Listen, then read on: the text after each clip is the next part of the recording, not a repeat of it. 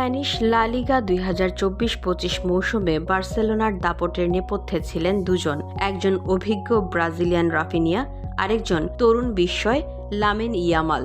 শুক্রবার লা লিগার বার্ষিক পুরস্কার অনুষ্ঠানে এই দুজনই পেলেন প্রাপ্য স্বীকৃতি। রাফিনিয়া হয়েছেন বর্ষসেরা খেলোয়াড় আর ইয়ামাল জিতেছেন সেরা অনূর্ধ্ব 23 খেলোয়াড়ের পুরস্কার।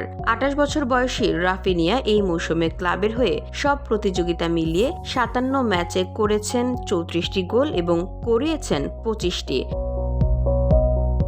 তার দুর্দান্ত পারফরম্যান্সে বার্সেলোনা ঘরোয়া ট্রেবল জিতেছে, লা লিগা, কোপা দেল রে ও স্প্যানিশ সুপার কাপ। 2022 সালে লিডস ইউনাইটেড থেকে আসা রাফিনিয়া সম্প্রতি বার্সার সঙ্গে 2028 সাল পর্যন্ত নতুন চুক্তিতে স্বাক্ষর করেছেন। তার অন্যতম সেরা মুহূর্ত ছিল চ্যাম্পিয়ন্স লিগ সেমিফাইনালের দ্বিতীয় লেগে ইন্টার মিলানের বিপক্ষে ম্যাচ শেষে বার্সাকে এগিয়ে নেওয়া গোলটি।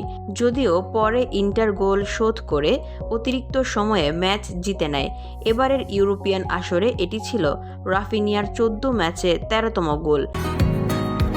বসুন্ধরা, উত্তরা, বনশ্রী, কুড়িল ও বাড্ডা সহ রাজধানীর বিভিন্ন স্থানে অভিজাত ও অত্যাধুনিক মানের ফ্ল্যাট কেনার এক নির্ভরযোগ্য প্রতিষ্ঠান প্লেজেন্ট প্রপার্টিজ লিমিটেড।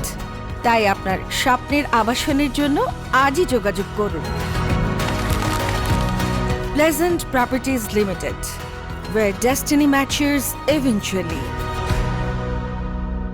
অন্যদিকে মাত্র 17 বছর বয়সেই বিশ্ব ফুটবলে নিজের নাম উজ্জ্বল করে তুলেছেন লামিন ইয়ামাল। গত মৌসুমে লা লিগায় করেছেন 9টি গোল আর চ্যাম্পিয়ন্স লিগে করেছেন 5টি।